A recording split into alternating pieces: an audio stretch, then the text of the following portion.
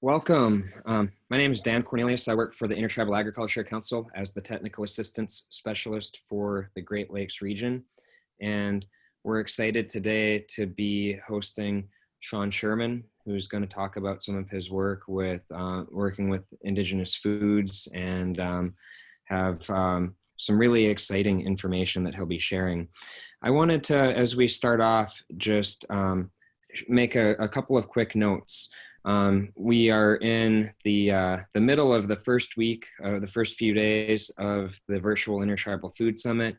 We're featuring one or two events throughout this week. We have a great presentation from Philomena, Quebec, coming up later on this afternoon. We have a policy roundtable tomorrow, tomorrow at 1 p.m. Mountain. And then we have culinary mentees from the Native American Food Sovereignty Alliance on Friday, followed by a new edition. We're going to be hosting a panel with some top-notch indigenous foragers, harvesters, and leaders on Friday at 3 p.m. Mountain. So please keep an eye on the website, intertribalfoodsummit.com, and please register for the event. One other note that I'd like to make is that if you go to indianag.org, that's the main IAC website, we are currently collecting surveys. We've got a series of surveys for tribal leaders, for producers, and for food retail and distribution outlets. We're going to be highlighting some of those surveys on Saturday. So if you go to indianag.org/resilient, you'll be able to find those surveys. With that, I'll turn it over to Sean. All right. Hi, everybody. My name is Sean Sherman. I am with my company, The Sous Chef. I'm based here in Minneapolis, Minnesota, from Pine Ridge, South Dakota. I'm enrolled with the Oglala Lakota Sioux tribe.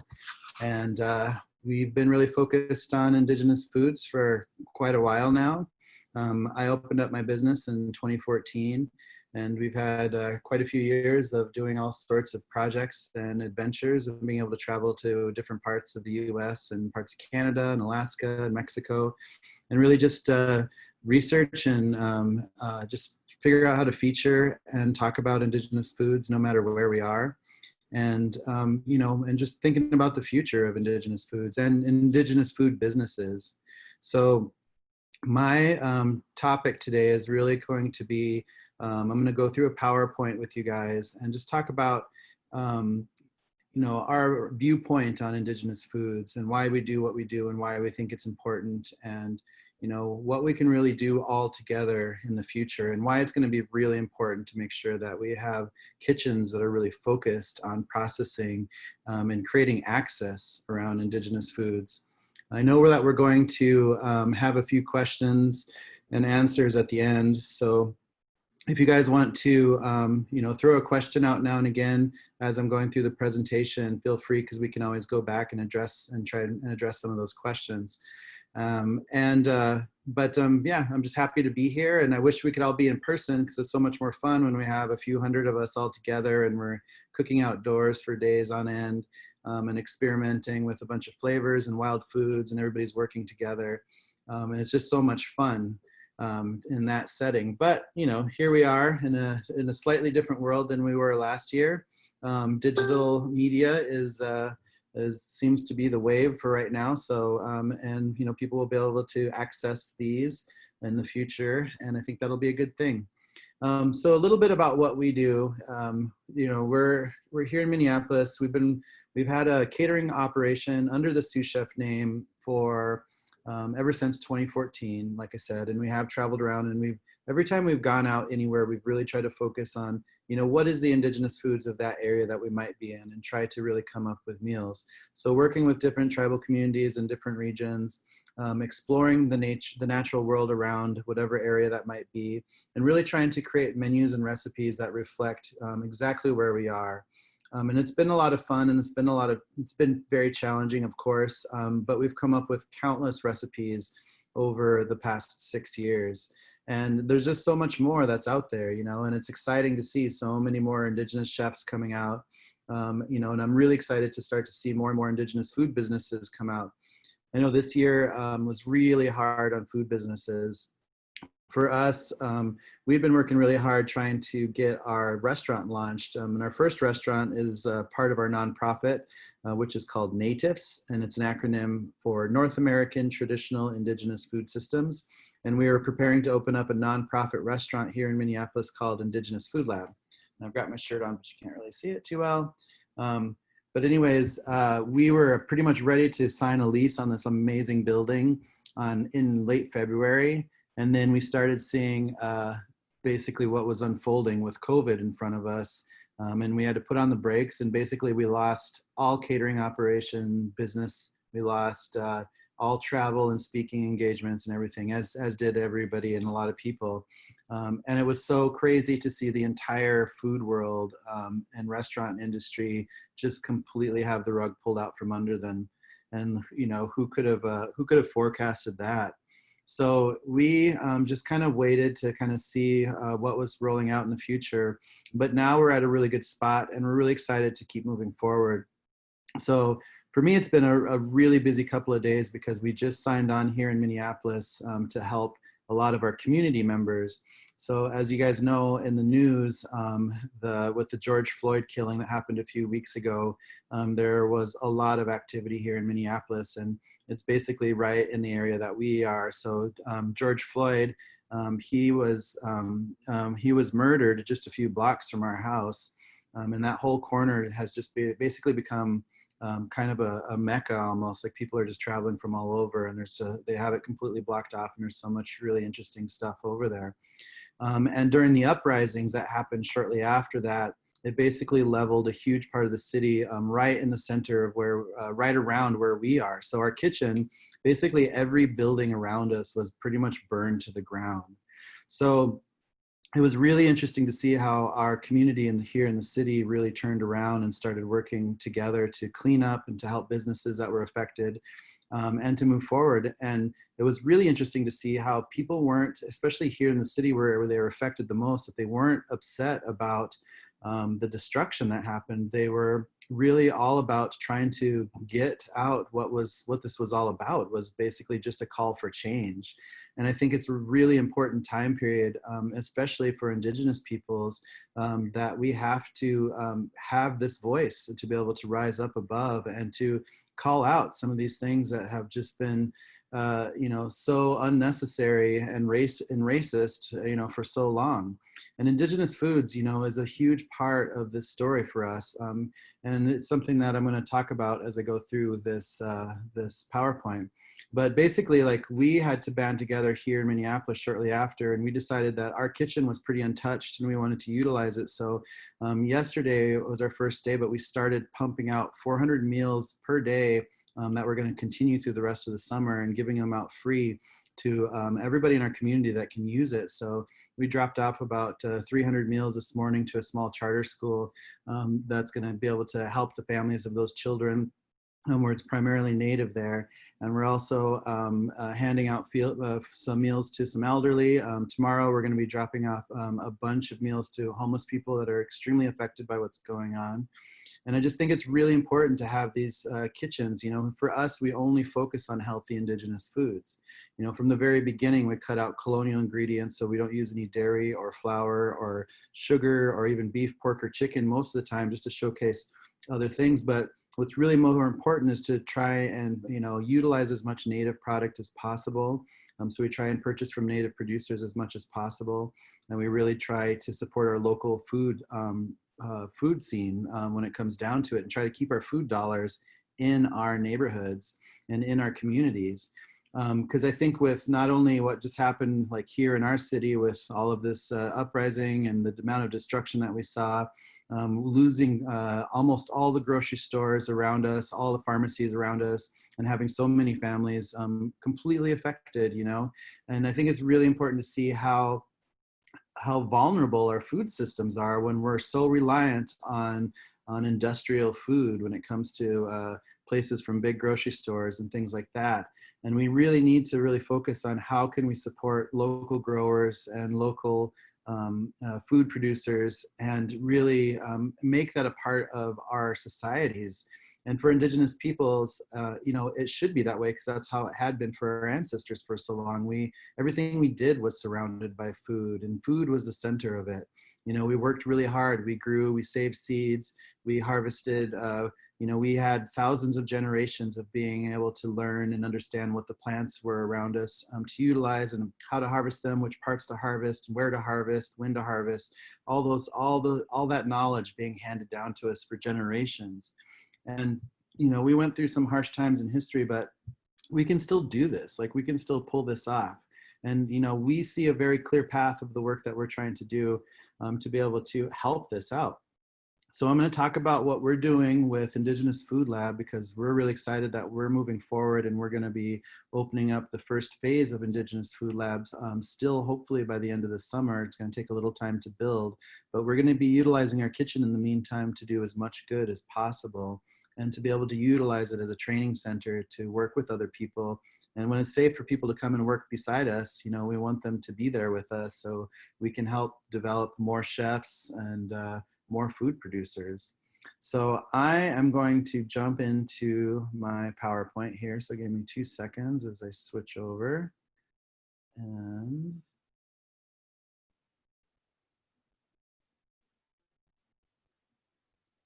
all right, so I'm assuming you guys are good here.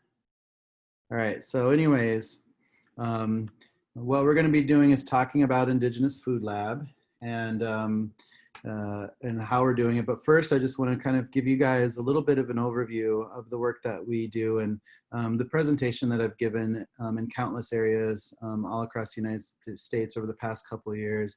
Because I think it's a really important groundwork just to kind of put everybody in the same base as to why it's important. Some of you guys may have seen parts of this presentation before, but it's, you know, it keeps evolving and it keeps growing and because we're learning a lot and there's a lot out there. But really, you know, we're here to talk about Native American foods and what is that? You know, it's just so interesting that we live in this modern day today and there's so few native food business out there anywhere, you know, and why aren't there indigenous restaurants in every city that focus on the land that they're on? Because we live in a modern world where we have cities like Manhattan, Chicago, LA, with 0 Native American restaurants in the city limits of featuring foods from where they are, you know. So there's so much work to be done. And, you know, we just really believe in the food because food can really make people, help people understand, you know, food is a cultural identity, you know, so it's something that we can share with people and it's something that people can really start to open up and see. And it's a great conversation starter, you know, and our indigenous foods are so amazing and diverse and healthy that there's just so much. There's absolutely no reason that we aren't pushing the envelope and putting out more and more food businesses out here in the future.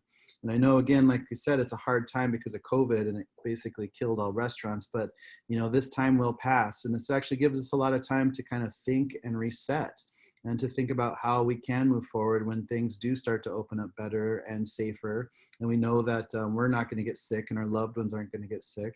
And it'll be safe to sit down with friends and family in large group settings and enjoy, you know, some of the creativity that comes around in restaurants. So, you know, as the base goes, I like to talk a little bit about the history because I think it's a really important part of that story as to why there aren't indigenous-based food businesses all over the place. It's really because of what we had to go through as indigenous peoples and what we're still going through in many different factors. So North America's history begins with indigenous history, obviously, right? And, you know, when we're moving forward, you know, we have to think about, you know, how do we define indigenous foods? How do we define Native American foods in the US and Canada and Mexico? You know, and I think it's really important to understand the difference, you know, because you want to have, you know, I don't want everybody to have to try and cook everything without flour and dairy and sugar or beef, pork, or chicken. It was just a challenge that we had set for ourselves so we can really focus on utilizing primarily indigenous foods And, you know, it forced us to really look at history and really have an understanding as to what are the pre-colonial foods, and why are they important, and what are they, and where can we find them still today, and all those kinds of questions.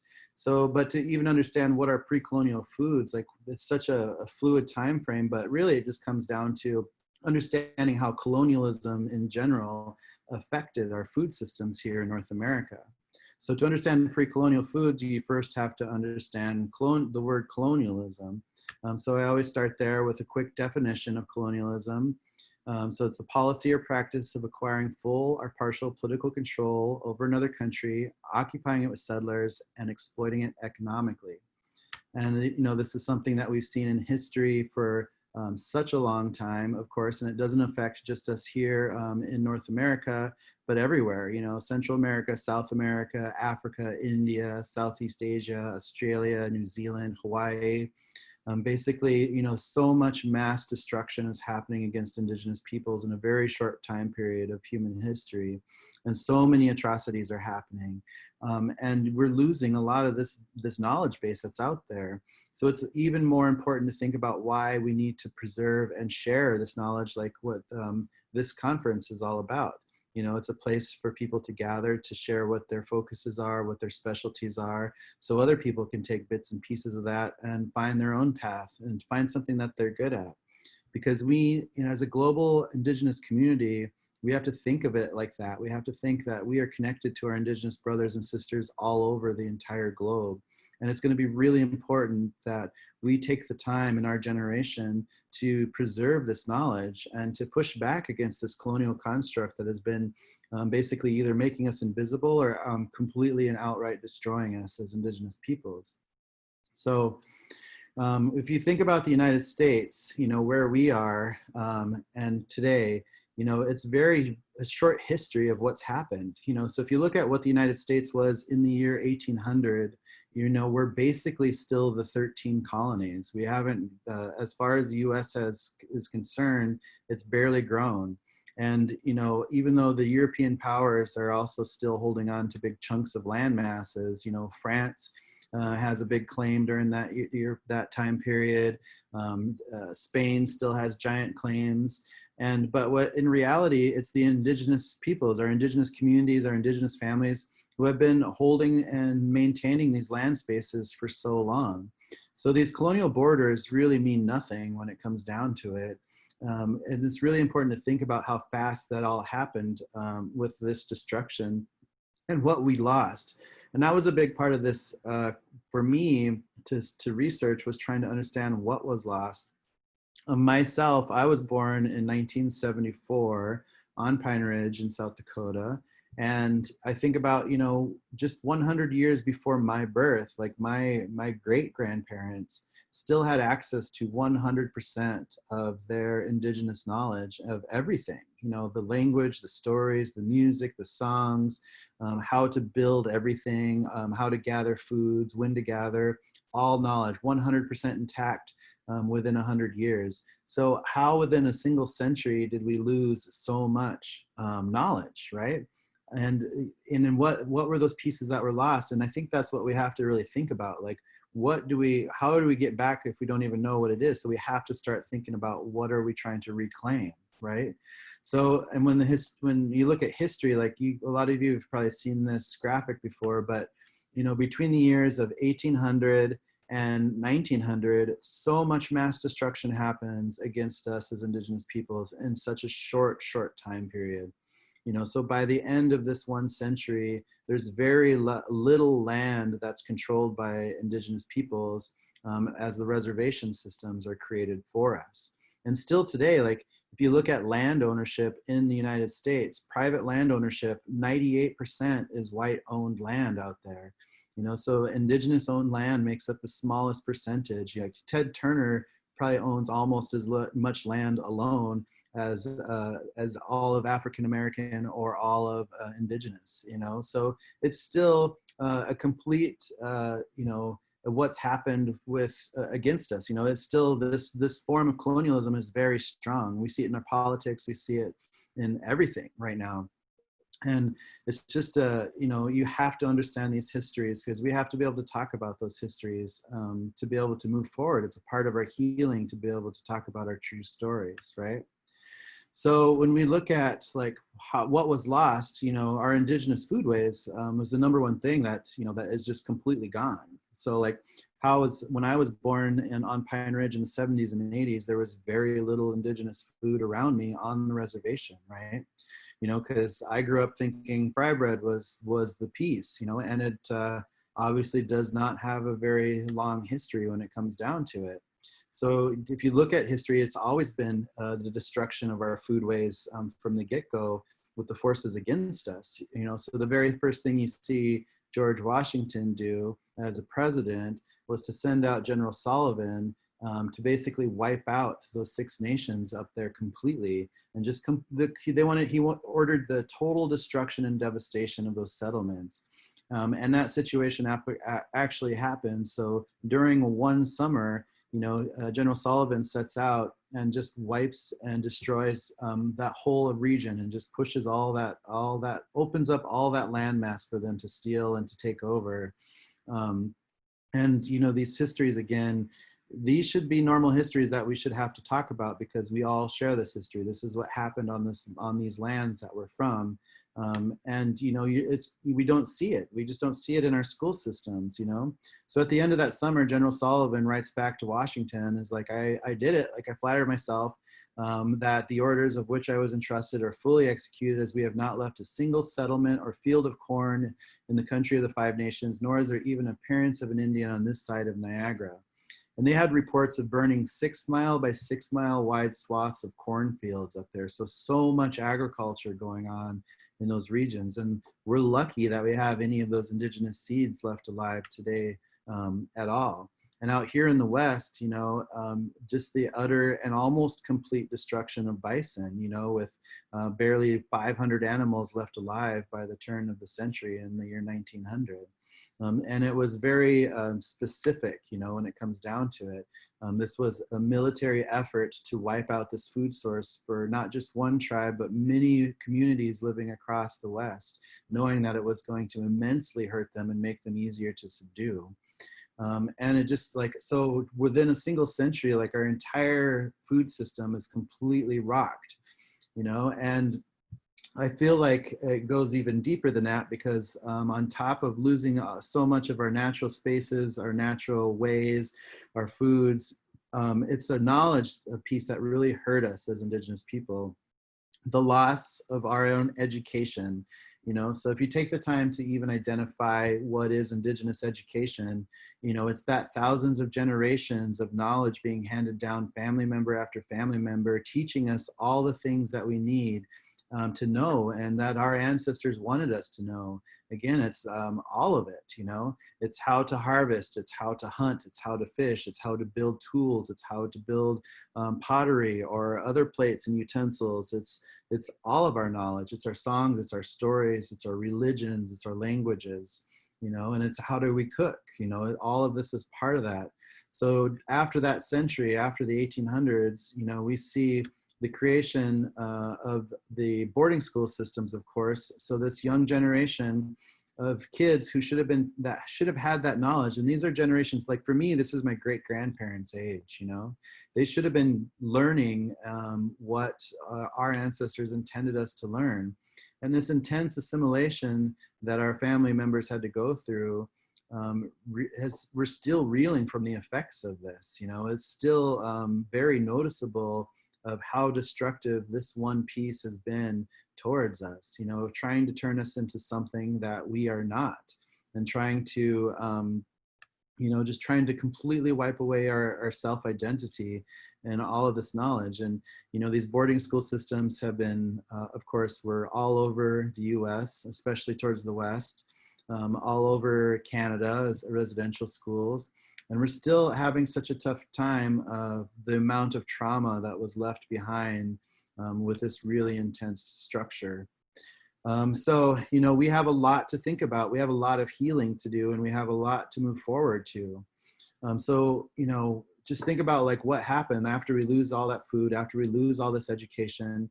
you know, what's left? So when I was born again in the 70s and 80s and growing up in post-colonial Native America, which is where many of us come from, you know, this is what my indigenous pantry looked like. You know, this was the commodity food system. And this isn't even, you know, this picture is from 2017, I believe.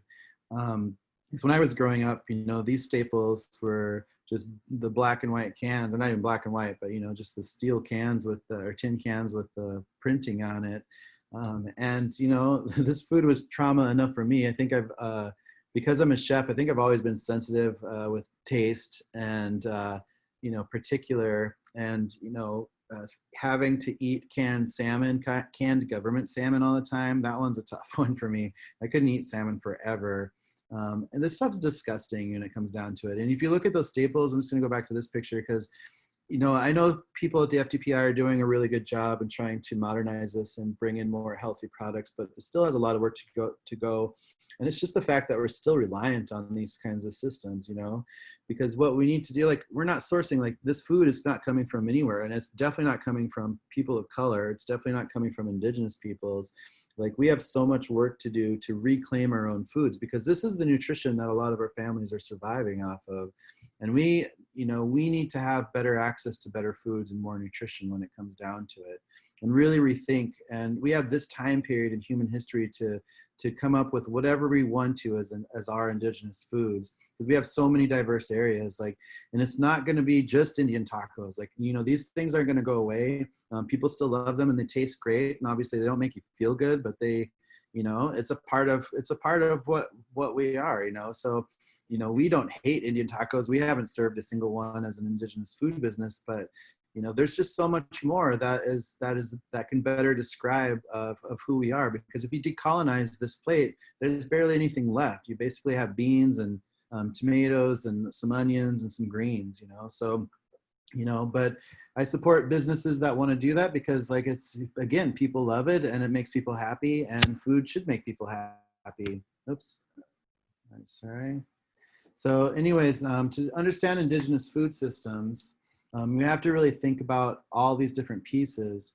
So you have to think about how diverse we are, because that's the most exciting part about indigenous foods. It's just so immensely diverse no matter where you are, you know, because there's all of these different ecoregions, number one, across North America, with forests and deserts and the Great Lakes and the coastal regions and swamps and mountains. Like, it just goes on and on and on, right? And then, but we have to remember how diverse we are as indigenous peoples too, and that we're all kind of in this together. And we have to think about these land spaces like that, you know, because we're all mixed up a little bit, but, like, we come from so many different nations, and each of us have something unique. And even though this looks really diverse as it is, it's even more, because there's so much more diversity than those big color blocks, because we have so many more groups with different languages, and, like, there's just so much to explore with what the future of indigenous foods that can really represent not only our indigenous cultures, but our regions completely, you know? So I think it's going to be really important that we think about indigenous language, we think about indigenous names, and that we re-indigenize a lot of our land spaces as identifiers of where we are. And there's been a lot of pushback. Like, here, we just renamed one of our lakes in Minneapolis, which was kind of a big battle, because a lot of the people, like, wanted their, you know, colonizer name of a lake here in the city, and not the original Dakota name that's been here for so long, right? So, but it's really important that, you know, we know these spaces, because it's what makes us unique, you know, and the food is like that too. So we have obviously a ton of people, as indigenous peoples out there across North America, with 634 tribes in Canada, 573 in the US, of which 229 are all up in Alaska. And Mexico, 20% of Mexico still identifies as indigenous, you know? So there's so much indigenous culture, so we shouldn't be confined to identifying our foods with European counterparts. You know, we have to really identify what our own foods are and share that, because there's, again, like, there's so much to play with. And imagine, like, if you're just, like, driving across the nation and stopping at indigenous food businesses, and every few hundred miles, like, you're in a whole different area, you know? And it's just, there's just too much out there, and and now is the perfect time to start to develop all of this. So we have to have a study in this. We need to focus on our education. We have to have an education in all these pieces, in wild foods, and permaculture, and agriculture, and seed saving, and seasonal lifestyles, and ethno-oceanography, hunting, fishing, butchery, salt, sugar, fat production, crafting, land stewardship, cooking techniques, regional histories, indigenous traditional medicines, food preservation, fermentation, nutrition, health, spirituality, gender roles, sustainability. You know, we are diverse with our education, we are diverse with our foods. And, you know, to start, like, just start to learn the plants around you. Like, your area, your region is unique. There's different plants outside. Get to know our plant ancestors. They're right outside your door. You know, take the time to go around your neighborhood and just create a map, and by identifying plants and knowing where there's big patches of this or that, because like there's so much food around us, you know, there's so much to explore, and it's really exciting. And all you have to do is just get out there and start learning. Like, you just learn a few plant names once a year, you know, and then once you get to know these plant families, you can start to see what they look like when they first come up in the spring, and how they grow, and how they flower and blossom or fruit, you know, and what happens to them when they wilt and kind of go back in for the winter. And so we have to, I think, just encourage people just to get outdoors, you know, spend time learning which plants are safe to eat. There's so much resources. You could literally just take a picture of a leaf today with some phone apps, and it'll tell you what it is, and then just cross-reference it. There's a lot of stuff out there. And, you know, understanding how staples work. This is a picture of Timsala, you know, which was a huge staple for many different groups across the Midwest. Or camas root, if you're in the Pacific Northwest, is another amazing staple. Or here in Minnesota, we have the true wild rice, you know, which is also growing in a few other states. But it's such a unique piece, and there's not that much of it out there if you look at how, like, the very small area that it grows in the entire world. You know, so, and it's just amazing that we have allowed so much of our natural foodways to be completely destroyed. Like, we have to stand up and protect these. We have to make sure that these natural resources, no matter what they are, we're doing everything we can to fight to protect this, because, you know, the future is moving fast. People are still trying to pollute our waterways, take over our waterways, steal our water, whatever it is. And it's just really important that we have access to all of this beauty of this natural food world that's around us, you know. So we have to continue to stand together whenever we need to, whenever there's a big push. But we have to protect our natural foodways for our next generations, because it's our ancestors who, you know, helped us find this path to know that these foods are so healthy and a part of us. It's a part of our diet. It's a part of our culture, you know. And it's unique. Again, you know, like, I'm very landlocked here in Minnesota, but it's amazing to think about how much there is to learn no matter where you are. Like, on the coastal areas, like, there's so much plant life out there. And there's so much to learn from the tribes that know about some of that stuff, you know, and everywhere. It doesn't matter where you are, or in the deserts, you know. I always say, like, you know, where if you're in the desert, like, all the plants look like they want to hurt you or maim you. But as indigenous peoples, we know that there's so much food source. We know how to live with these plants, and how to harvest, and when to harvest, and which parts to harvest, and how not to hurt them, how to harvest sustainably, so we're not destroying these plant families, and making sure that they're there for ourselves in the future, and our future generation, our children and our children's children, when it comes down to it. Proteins are easy because literally anything moving around is literally protein, you know. So it's just an understanding of, like, don't be afraid to try something if it's not beef, pork, or chicken, because there's a lot of proteins out there. And, you know, there's a lot to experiment with. And, you know, there's some of them are way more sustainable than just beef, pork, and chicken when it comes down to it. And, you know, my family raises a lot of cattle in South Dakota, so I'm happy to support indigenous grown agriculture. But I really want people to think about other protein choices, and just be aware that there's a lot of other fights out there for seafood and shellfish, and even insects. You know, it's so normal in so many parts of the world, and we should not be afraid of other parts of other things, because there's so much out there, and chefs should be excited to play with all these pieces.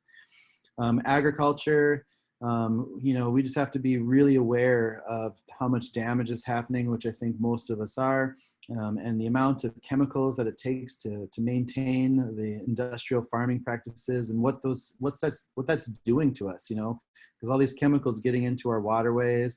And when you're seeing news pieces like how worried should we be that glyphosate was found in our Cheerios. Like, you guys should be very, very worried, because that's really bad stuff. It's going to mess with your genetic makeup when it comes down to it. But we have to really celebrate the history of indigenous agriculture, because there's such an amazing history dating so far back, and looking at all the different styles. It's not just a three sisters situation. There's so many different more styles, because we're so diverse as indigenous peoples. We had many different ways of farming and techniques out there, and we can learn from the past. We can learn how our indigenous ancestors figured out how to farm in so many different diverse regions and areas, sometimes with very little water, and just know that there's no rules really, but we can learn from how organic and natural the farming systems were from our indigenous ancestors, and to help protect all of this indigenous agriculture that's still alive out there today. Because each one of these seeds comes from a very particular family, a very particular area and region, and is unique, and we have to preserve that diversity.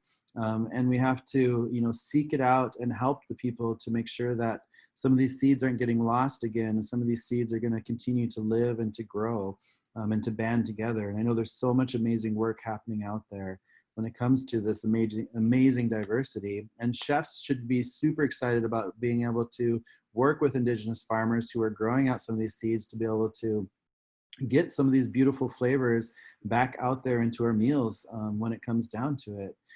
I just love this little quote. Rowan does such a great job of putting up such amazing social media. So I just screenshot one of her pictures, and she just says, it's our responsibility to care for the seeds, to make sure that our younger generations and future generations that we might not know yet have them. And it's just so true that we have to be stewards of all of this knowledge, and we have no choice. We are the stewards of all this knowledge, and we have to do everything we can to learn as much of it so we can pass it on to the next generation. So for us, the work that we've tried to do is try to understand all of that and do exactly that work, to try and learn from our ancestors. And, my focus has been culinary, and creating a team of people to be able to just do this, just be able to get outdoors and harvest stuff, and to be able to just, reconnect and to put these foods back onto our plates and have fun and to experiment with this stuff, and just open up our eyes. If you look around, there's so much food and nutrition around us that's not being utilized at all. Everybody's buying stuff from Walmart when we should be going outdoors and harvesting all this stuff to make community meals. It's there, and the natural world wants to work with us. We have to remember and learn. We have to take the time to play with it. Just have fun with it. Practice drying things out and grinding things into powder, and making your own spices and shelves of just things that are from around where we are. Make your own food and just have fun with it, because food can be fun. And it's completely possible to create businesses focused on only healthy indigenous food, because that's all we've done for the past 6 years. And it's been working, and just using flavors that other people wouldn't even, or, so many people in our community that are non-native is wow, I never thought of tasting that before. But it's something that's so easy, because it's just literally right outside, and there's so much flavor, nutrition, and vitamins and health. It's awesome. And it's easy to be, for some of us, especially the chefs, they like to have fun and make things creative and pretty. But really, it was that practice of keeping those food pieces simple, just letting them be what they are, letting those flavors come through, and just allowing, creativity is an expression. If you love something, you're gonna have passion for it.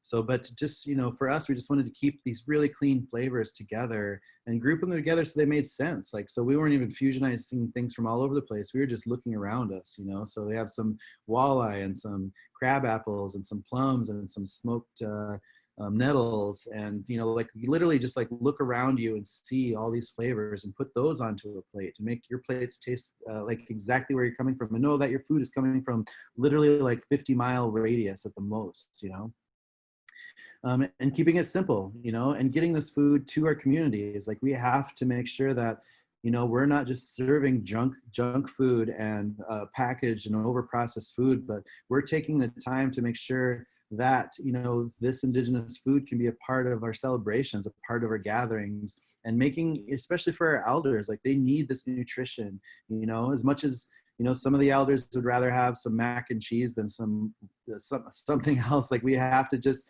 you know, just like we have to have it. We just have to put it out there, and people enjoy it. Like people really love it. So people will get used to eating healthy indigenous, and you know, we can do this everywhere. So you know, for what we're doing right now, we really saw the need for culinary, especially when it comes down to it, because there's so many people that aren't trained. People don't know how to set up kitchens. People have some good ideas here and there about some business plans, but business models are hard. If you're coming from a reservation family, most likely you don't have you know, a bunch of money to start up a business, or even know how to deal with credit and all that stuff. So like business development is hard, but you know, it's a part of what we want to try and offer, and really think about how we can make this work with our tribal communities. So if you look at, you know, the pillars of indigenous food sovereignty, we need to have healthy food access. We need to have cultural food producers and regional food systems. We need local control over food systems and not government control. We need access to indigenous education, and we need our environmental protections around us. And that can really help us to develop really strong local, regional-based food systems. So when we put together our nonprofit, NATIFs, or North American Traditional Indigenous Food Systems, we wanted to just help become a trainer and, you know, just be a support system for people to be able to do this basically anywhere. So our main two focuses are creating access towards indigenous education and indigenous foods. So what we're doing right now is opening up our first phase of Indigenous Food Lab this summer, starting here in Minneapolis. And, you know, originally we were going to open up a restaurant, but it's obviously not a safe time to open up a dine-in restaurant, but we still can do some of our important work. So what we're doing right now is still creating a classroom kitchen. We're creating a really cool kind of indigenous educational studio. We're going to basically have a cool set where we're going to be able to pump out tons of video work on indigenous food pieces and culinary and just indigenous education pieces in general.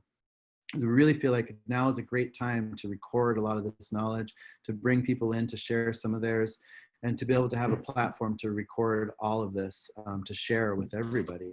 So our goal is still the same, where we're going to use this educational facility to work directly with tribal communities in our vicinity, helping each of them who want to work with us to develop some kind of indigenous focused culinary program for their community. So it could be a catering operation, or eventually it could be restaurants, you know, when it's safe again to open up those restaurants, but using ourselves for training, for development, and for just support, because we know food businesses suck. They're hard to manage.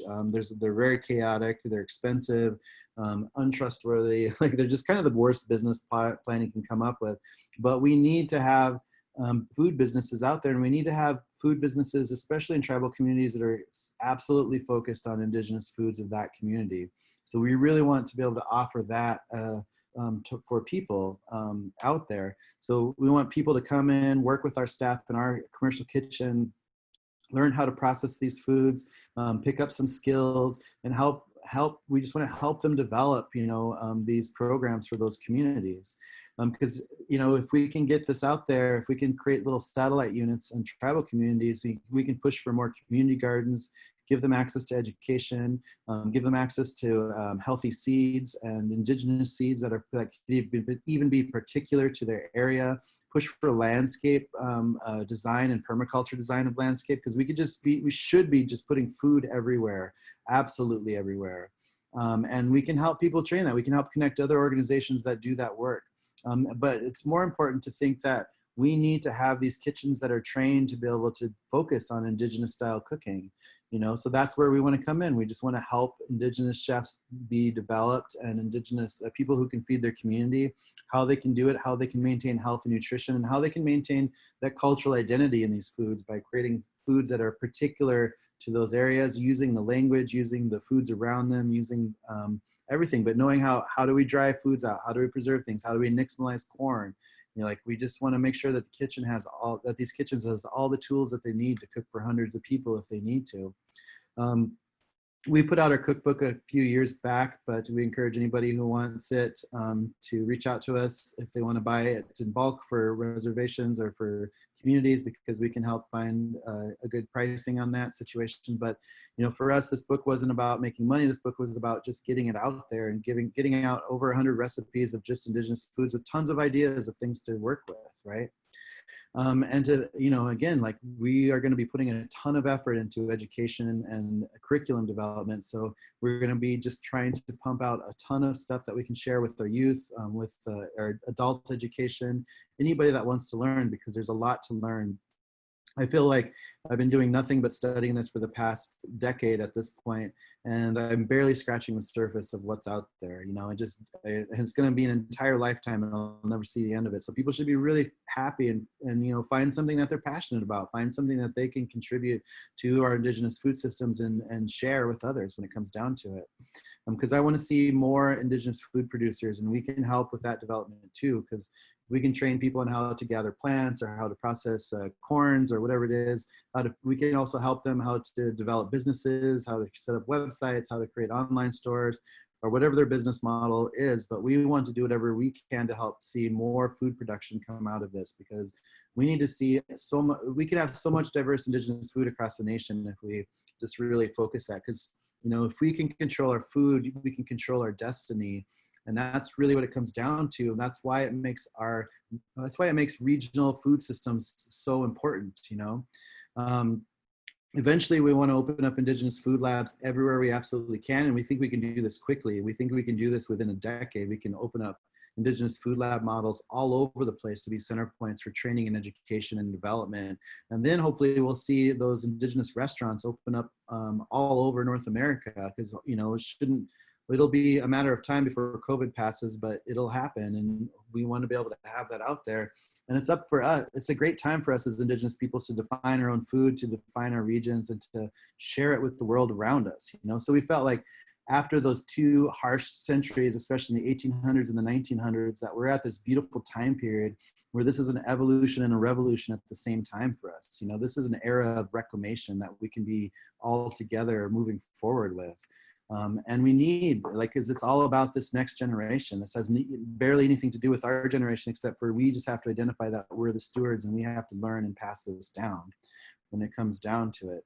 And we can help share this on a global scale and work with our indigenous community members all over the globe when it comes down to it, and share this knowledge everywhere, and to help preserve and help the fights that are out there, and band together as indigenous peoples everywhere we can, because we have this commonality all across the globe when it comes down to it. So I'm going to stop there because I wanted to stop about 15 minutes-ish, and I'm pretty close, but I wanted to take a few questions. So I'm going to unshare my screen and come back. Let's see. All right. I guess I'll just answer some questions. Or do you, Courtney or Dan, did you guys want to jump in or moderate anything, or should I just answer some questions that are being typed out? Yeah, I would say, Sean, if you want to start answering questions, we've got a few of them here. What is your go-to meal, or what are your go-to ingredients? Well, here in Minneapolis, we try and purchase as much food as we can from our indigenous vendors around us. So we're using Dream Wild Health during the summertime. We have Wajupi Farms, which is part of the Midwakaton, Dakota, just south of Minneapolis. We're lucky that we can order the Red Lake walleyes and northerns and things like that throughout the year. We get wild rice and maple from various tribes.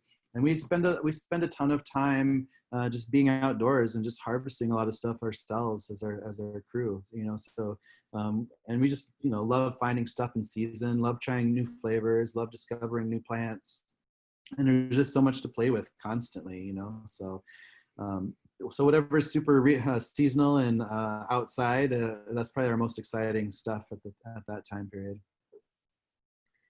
So I'm just sharing one of the resources that we have. This is this is the website for our American Indian Foods program, and you can go to producer directory.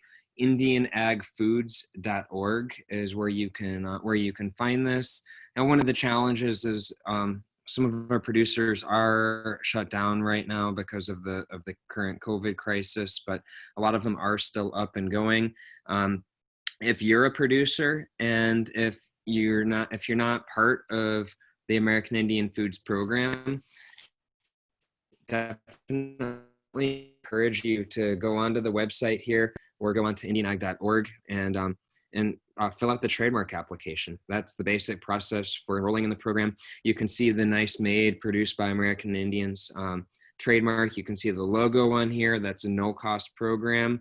And we have a lot of other resources as well. So I wanted to quickly share this resource, and please contact us with more questions. Absolutely, and it's a really great list, and hopefully we can double or triple that in the next upcoming years, because we need to see more of these indigenous produced foods out there. So for groups like us as chefs, we'll be able to have access and utilize it.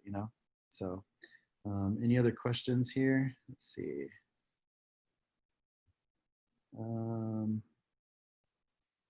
So there's one that says, do you have any advice for natives who live in urban settings and are seeking funding to purchase land for growing? There are grants out there that can be a little bit difficult to figure out and navigate. There's business models. There's a lot of support out there for people of color and entrepreneurship. So if you have a good business plan and model, it's possible. And it really depends on how much land they're talking about. But there is support out there, of course, but there's so many different factors. So that's kind of a big question, but definitely there are solutions out there. Yeah, and Sean, if I could just add, if folks on the webinar here, if you are looking for support for technical assistance on those type of questions, Intertribal Agriculture Council, we have our technical assistance network. We have staff members that can help on that. It is difficult that oftentimes there aren't a ton of grants for individuals, but there are a few out there, and we can help to connect you to some of those resources. So if you just go to indianag.org, you can find more information on that. Right. And then here's a question. How do you convince others that fry bread is not the best option? She says, I run into that a lot. I run into that a lot, that who cares about it's past as good. But I think, for us, like, we just chose not to go that direction because we knew there's other people out there. There's going to be fry bread out there no matter what all the time, and that's great and it's fine. But it's just so much more exciting food to play with. Like, there's so many more combinations of wild foods and cool native products that we could be coming up with, so many different kinds of recipes. And that's what we really wanted to focus on. And it's so much fun just to be creative around that, and fry bread is fun and it's good, but it's not good for you. And we chose to only make healthy food, and unapologetically on top of that, like, we just produce only healthy food and indigenous, so we're not using dairy or flour, sugar, or any of that stuff. And we're having a ton of fun because we're creating a ton of recipes, and we'll have another cookbook out hopefully soon. What's another good question? From your experience, what are the most vulnerable regions that are struggling to access traditional food systems? On the flip side, what tribes have the best examples of food sovereignty? There's a couple of questions there, and when it comes to we have so much diversity in tribes out there. I've been able to travel to quite a few. Some regions have been able to maintain a ton of wonderful indigenous recipes and traditional recipes. Some tribes have lost almost all of it, but still, like, we're still seeing the same situation where a lot of people don't have access to these foods. Like, you don't see them in the gas stations, for example. Like, we should, like, instead of having like just aisles and aisles of chips and soda pop and crap like that, like, why not just have at least a shelf that has, a bunch of regionally harvested or produced foods, so people can have access to that and start to create more recipes, and there's just so much to explore, and I just encourage people to be curious, and we try to we're going to see a lot of struggles, because not only are we going through climate change, but we're going to see a lot of issues with water access in the very near future. And obviously our food systems are being going to be stretched out with this COVID crisis and the amount of people that lost work and are going to be struggling. And, it's going to be a tough time, but people should be outdoors. Like, people should have things in the ground right now, growing stuff. People need to be outdoors learning plants, learning how to harvest things sustainably. And we just need to really think about, how do we build our regional food systems for our communities? So there, again, like, I can't emphasize that enough, that how important it is to have regional indigenous food systems, so people can really have that true sense of food sovereignty and food security for their own communities.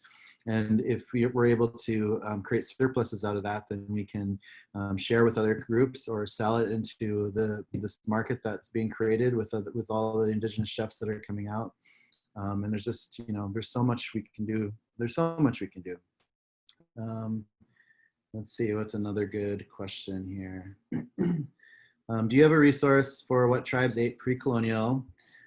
So there's quite a few different resources out there. We talk about it a little bit in our cookbook with the Sioux Chef's Indigenous Kitchen.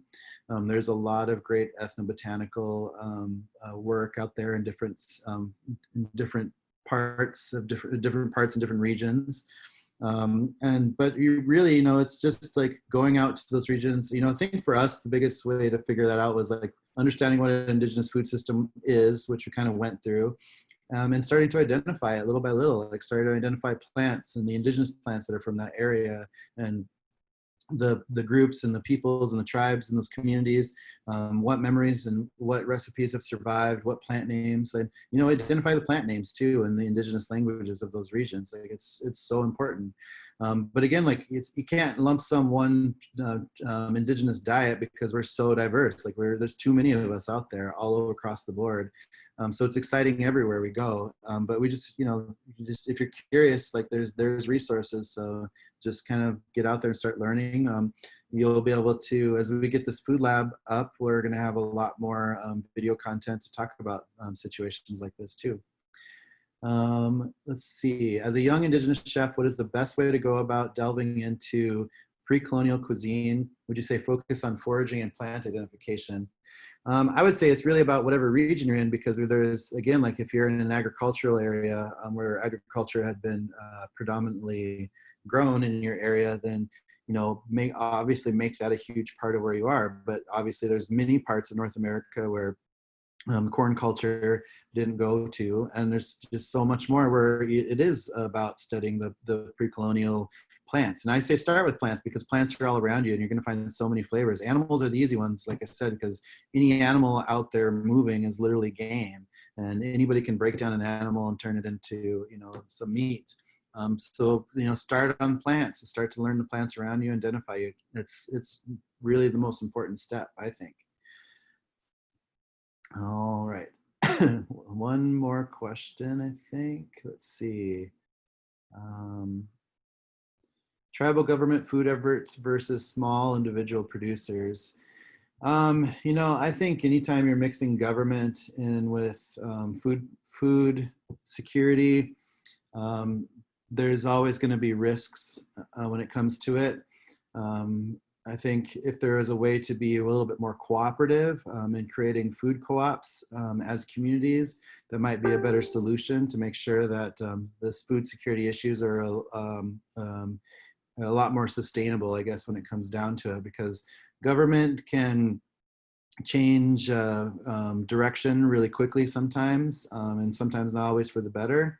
But it's really, the governments have to make sure that they're addressing it, of course, but they also have to figure it out so that the people are in control and not the government. And that would be the most ideal situation, which is why I think there's a great solution out there for cooperative management when it comes to regional and community food-based food systems. So So Dan, I don't know, I think I'm pretty close to my time here, and I know that the next one's coming up. So I guess I would encourage anybody who has any more questions to feel free to reach out to us or me anytime they want to. If you do make it or around Minneapolis later this year, come and visit us at the Indigenous Food Lab. We'll be putting out a lot of information of where and when that's going to be happening, but we're moving on it really fast right now, and we're excited to release it to the public. And yeah, just want to thank you guys for listening, and hope we can all get together next year so we can do this in person. Thank you. Wopila. Thank you, Sean. Yeah, I think we all hope we can get together as well. Just a little bit more background. We did have last year's Great Lakes Intertribal Food Summit was a regional event, and we had over 700 attendees. Over 70 native chefs. Sean was one of them, helping to coordinate that kitchen, and hopefully we can do that again, maybe later this year, probably next year. But I want to make just a couple of quick announcements as we're concluding. I mentioned at the beginning we do have a survey that's open right now. Intertribal Ag Council is collecting information. And this information is being used to help to advocate for programs and policies to support our food producers, to support our communities. So this data is essential, not only dealing with the COVID response efforts, but really helping to advocate for more programs, more resources, the questions about, what kind of grant funding is out there. The more that we have the information, the data to support making the case for expanded programs, that information is critical. So if you go to indianag.org/resilient, you can find those surveys there. We've got a $200 gift card every week that we're making available. So please, we appreciate your response, and we're going to plan on sharing some of that information in the near future. You can actually see some of that response data if you go to that website. And then my last quick announcements, we have a couple of additions to the schedule this week. Tomorrow morning at 9 o'clock Mountain Time, we have a live tour of the Oneida Cannery from Jamie Betters. So check back on Facebook for that. We'll be sending out and posting the link on the registration page as well. So with that, we will wrap up to this session. Please join us in about half hour for another session on a very connected topic, developing a tribal food code for wild harvested foods. That's going to be Philomena Quebec from Glyphwick is going to be presenting on her work on that topic at 2:30 Mountain Time. Thank you, and see you soon.